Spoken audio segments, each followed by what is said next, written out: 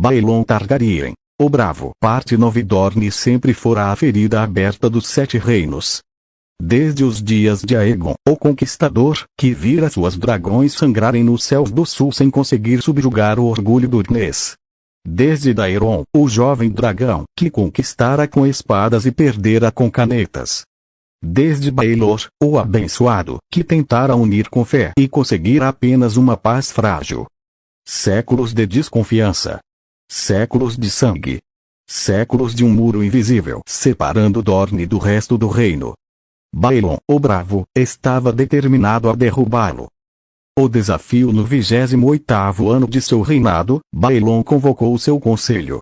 30 anos, disse ele, olhando para os rostos à sua volta. 30 anos governei este reino. Pacifiquei as Ilhas de Ferro. Reconciliei a fé. Reconquistei as Stepstones. Melhorei o comércio com Essos. Unifiquei as grandes casas através de casamentos e alianças. Ele fez uma pausa, seus olhos violeta percorrendo cada um dos presentes. Mas Dorne ainda não é nosso. Não de verdade. Há um tratado, sim. Há uma paz, sim. Mas não há união. Não há integração. Dorne ainda se vê como estrangeiro, e nós ainda os vemos como estranhos. Rhaenyra, ainda mão do rei, inclinou-se sobre a mesa. Dorne nunca aceitou a dominação. Nem mesmo Aegon conseguiu. Aegon tentou conquistar, respondeu Baelon. Eu quero unir. São coisas diferentes.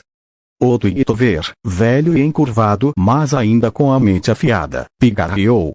Vossa Graça fala em união. Como pretende conseguir o que nem dragões conseguiram? Com aquilo que dragões não podem oferecer. Baelon sorriu. Respeito. Igualdade. E um casamento. O silêncio caiu sobre a sala. A princesa de Dorne, Lyanna Nymeros Martell era, aos 23 anos, uma das mulheres mais fascinantes dos 7 reinos. Filha da princesa de Dorne, herdeira do principado mais orgulhoso de Westeros, ela crescera ouvindo histórias dos dragões que tentaram subjugar seu povo. Crescera odiando os Targaryen com um ódio cultivado por gerações. Mas também crescera inteligente. Sabia que o mundo mudava. Sabia que Baelon não era como os reis anteriores, não tentara invadir Dorne, não enviara exércitos, não ameaçara com fogo. Em vez disso, enviara presentes. Embaixadores. Ofertas de comércio. E agora, enviava uma proposta de casamento. Lyanna recebeu os emissários em Lança Solar, a corte construída à beira do mar, onde o vento salgado entrava pelas janelas abertas e as laranjeiras floresciam nos jardins. O rei Baelon propõe que meu filho Aerion despose Vossa Alteza, disse o emissário, um senhor de cabelos grisalhos chamado Sereyri Montuli. Não como conquistador, mas como igual. Não para subjugar Dorne, mas para unir duas casas antigas sob uma só coroa. Lyanna ergueu uma sobrancelha. Sob uma só coroa. A coroa dele, quer dizer. A coroa dos 7 reinos. O trono de ferro.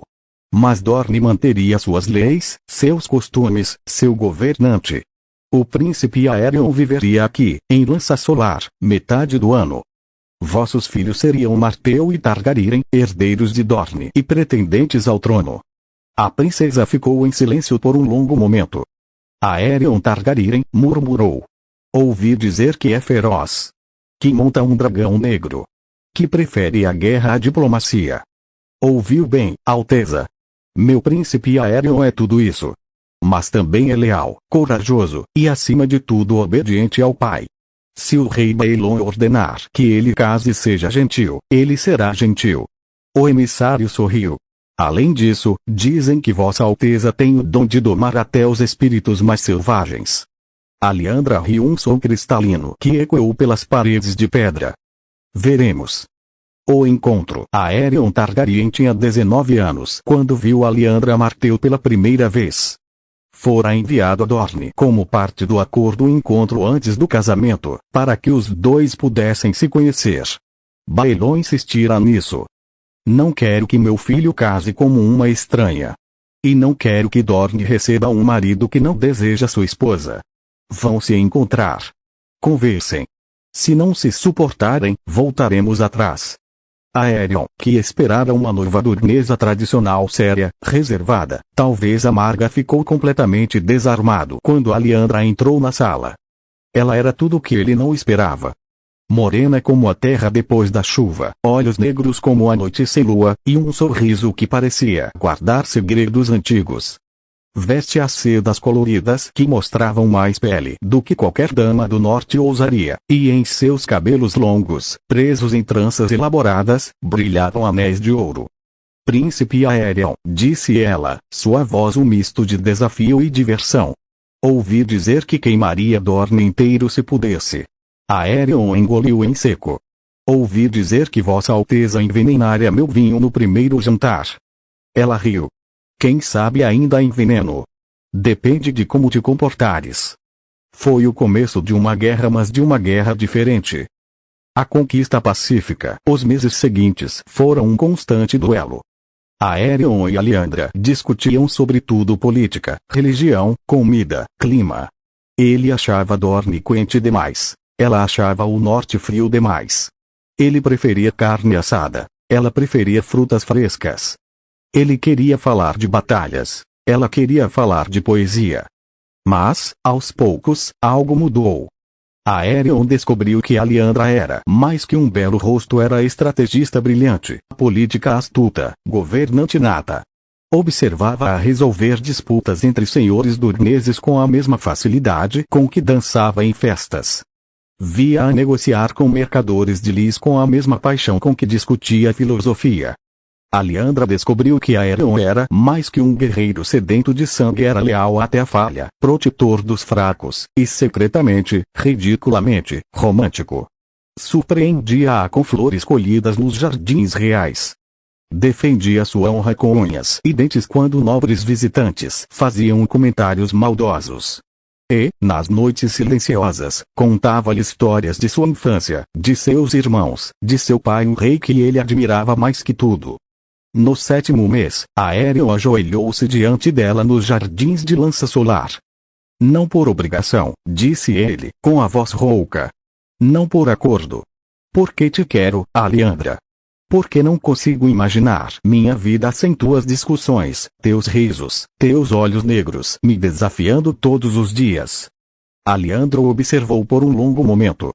Então ajoelhou-se também diante dele, diante de seu orgulho, diante do amor que nunca esperara sentir. Levanta-te, tolo, murmurou, puxando-o para um beijo. Claro que caso contigo. Achaste que deixarias Dorne depois de me conquistar? O casamento, a cerimônia realizou-se no ano 153 DC, na grande praça de Lança Solar, diante de milhares de pessoas. Metade da nobreza de Westeros veio assistir. Os grandes lords Stark, Lannister, Tyrell, Baratheon ocupavam lugares de honra. A família real veio completa. Baelon e Elaena, Daemon e sua esposa, Aenar e Visera com seus respectivos cônjuges, e o pequeno Daella, agora com 19 anos, radiosa como uma flor da primavera. Aerion vestia o preto e vermelho dos Targaryen, mas sobre os ombros trazia uma capa dornesa tecido dourado bordado com o sol e a lança de martel. Aliandra veste as sedas de Dorne, mas em seus cabelos brilhava uma tiara de dragão, presente de Baelon, forjada em ouro e rubis, símbolo da união das casas.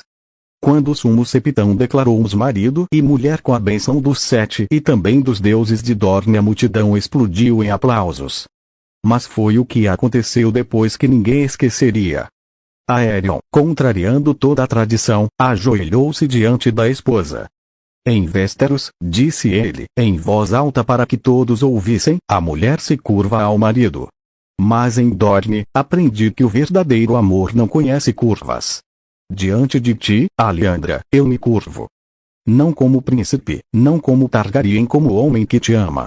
Aliandra, com lágrimas nos olhos, ergueu. Em Dorne, respondeu, dizemos que o amor é a única lei. Hoje, diante de todos, declaro. Aerion Targaryen não é apenas meu marido. É meu igual. Meu parceiro. Meu coração. O beijo que trocaram durou tanto que os cancioneiros ainda cantam sobre ele. A união, o casamento foi mais que uma aliança, foi um símbolo. Nos anos seguintes, Dorne integrou-se aos 7 reinos como nunca antes. Não como território conquistado, mas como parceiro igual. Os dorneses enviaram representantes ao conselho do rei. Os nobres do norte casaram-se com damas do sul. O comércio floresceu como nunca.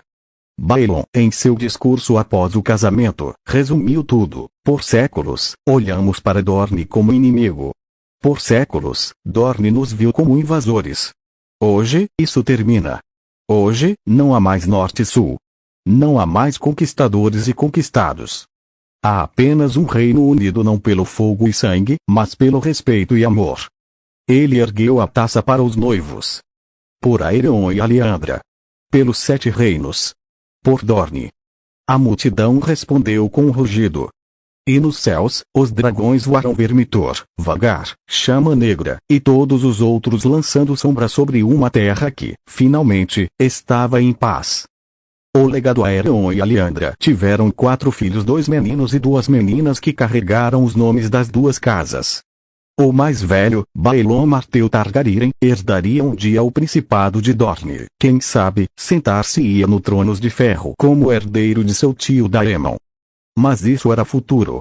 No presente, Baelon, o Bravo, sentou-se no Tronos de Ferro com a certeza de que completara o trabalho de seus ancestrais. Aegon unira os reinos com fogo. Baelor tentara uni-los com fé. Ele unira com amor. Naquela noite, já tarde, Elaena encontrou-o no mesmo jardim onde tantas vezes se sentavam. Estás feliz, marido? Baelon olhou para as estrelas. Estou. Mais do que feliz. Estou completo. Ela sentou-se ao seu lado. Sabes o que vejo quando olho para ti? O quê? Vejo um menino. O menino que reivindicou Vermitor aos 13 anos. O menino que perdeu a mãe cedo demais. O menino que cresceu entre facas e venenos e escolheu ser bom. Ela tocou seu rosto. E vejo o homem que ele se tornou. O rei que todos amam. O pai que nossos filhos adoram. O marido que ela hesitou. O marido que me ensinou que até os sonhos podem ser bons. Baelon cobriu a mão dela com a sua. E tu, disse ele, tu me ensinaste que a coragem não é só lutar. É também escolher a paz. É também amar. É também ficar. Ficaram assim, em silêncio, enquanto as estrelas brilhavam acima. Lá fora, nos céus, os dragões dormiam. E Westeros, finalmente, estava em paz. Fim da parte 9.